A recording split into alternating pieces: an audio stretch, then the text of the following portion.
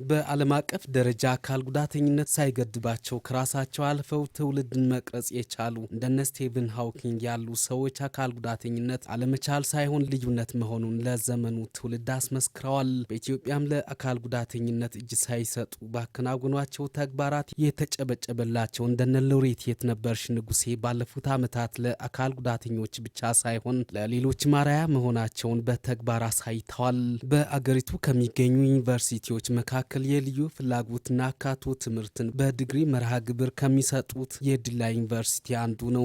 ሆኖም ግን አሁንም አካል ጉዳተኞች ከሌሎች በተሻለ ሰርተው ውጤታማ ቢሆኑም በማህበረሰቡ ዘንድ ያለው ግንዛቤ አለማደጉ ተግዳሮት እንደሆነ የዲላ ዩኒቨርሲቲ ተጠባባቂ ፕሬዝዳንት ዶክተር ችሮታ አየለ ይናገራሉ። እኔ ባደኩበት አካባቢ ሁልጊዜ የማይረሳኝ አንድ የአካል ጉዳተኛ ሰው አለ። ሁልጊዜ የደስታችን ምንጭ ፈን የምናረግበት አስደሳች ነገር የምናገኝበት ሁልጊዜ ብናየው የምንናፍቀው ሰው አለ። እኛ ሁሉ አለም ብለን ከምንዝናናው በላይ ትልቅ ኤፈርት የሚያረጉ ከዛም የተነሳ ከኛ በላይ ፐርፎርም የሚያደርጉ ናቸው። ኪሎሜትሮችን አቋርጠን ወደ ገጠሪቱ ኢትዮጵያ ብንሄድ ያለው ሁኔታ ብዙም አስደሳች አይደለም።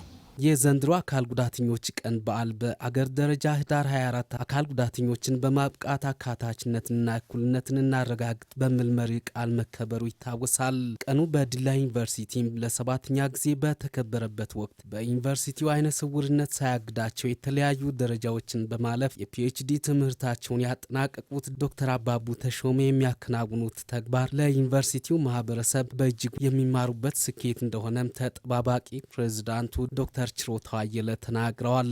ዶክተር አባቡን መጀመሪያ እንኳን ደስ አለ፣ ፒኤችዲውን በቅርቡ ነው የጨረሰው፣ እንኳን ደስ አለ። በተቋማችንም ከመጣን ዶክተር አባቡን ያየሰው መቼም ጓደኞቹም እዚህ ስላሉ ዶክተር ሰለሞን ይመሰክራሉ። እኔ እንደው ወቀሳ አይሆንብኝ እንጂ እናንተ አካባቢ እንደ ዶክተር አባቡ የሚሰራ ሰው የለም። ትውልድና እድገቷ ሻሸመኔ የሆነውና በጥረቷ ከአገር አልፋ በዓለም አቀፍ ደረጃ በርካታ ሽልማቶችን ማሸነፍ የቻለችው ሎሬት የትነበርሽ ንጉሴ ለአካል ጉዳተኞችና ለዩኒቨርሲቲው ማህበረሰብ የህይወት ልምዷን በማካፈል መልእክት አስተላልፋለች። እኔ ችግር ብዙ አልቆጥርም። ምን ችግር ገጠመሽ? የችግር ዕቁብ የለብኝም ነው የምለው ሁሌ። ሰምታችሁ ከሆነ I don't want to deposit problems። የኔ ኃላፊነት ችግሮች ላይ ቆሜ ከፍ ብሎ መታየት ነው። እኔ አውትሻይን ማድረግ አለብኝ። ችግር የተፈጠርኩትም ለዛ ነው። አለበለዚያ I am failing። ፈጣሪን ፐርፐዙን አላማውን እያሳትኩት ነው። I don't want እኔ አለቀይን ፈጣሪን ደራሲውን ማሳዘን አልፈልግም። So I want to be complete. I want to be better። ሁሉም ዘርፍ ላይ ነው። አሁን ለምሳሌ የአራት ወር ህፃን ልጅ ትቼ ነው የመጣው። So that's one of the reasons I have to go። አራት ወር ሴት ልጅ ቅድም እንደተነገራችሁ የአራት ወሯ ነው ትንሿ ልጅ። በማነቃቂያ ውይይቱ ላይ ተሳታፊ የነበሩትን በዩኒቨርሲቲውም ሆነ በማህበረሰቡ ዘንድ ለአካል ጉዳተኞች ተግዳሮት የሆኑ ጉዳዮችን አንስተው ተወያይተዋል።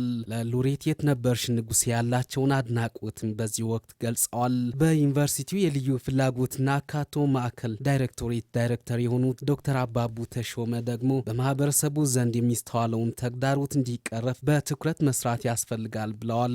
እኛም ከኛ እንደ ባለሙያ የሚጠበቀውን ነገር ትክክለኛውን መስመር የማስያዝ በተለይ ለቅርብ አለቆቻችን ግንዛቤ መፍጠሩ ላይ የሚያንሰን ይመስለኛል። እኛም መስራት የሚገባንን ስራ እንስራ ነው። በሁሉም ቦታዎች የሚገኙ አካል ጉዳተኞች ለሚገጥማቸው ችግሮች እጅ ሳይሰጡና ሳይሸነፉ ውጤታማ መሆን እንደሚችሉ ማሳየታቸውን እንዲቀጥሉም የዕለቱ የክብር እንግዳ ሎሬት የትነበርሽ ንጉሴ የአደራ መልእክት ማስተላልፋለች።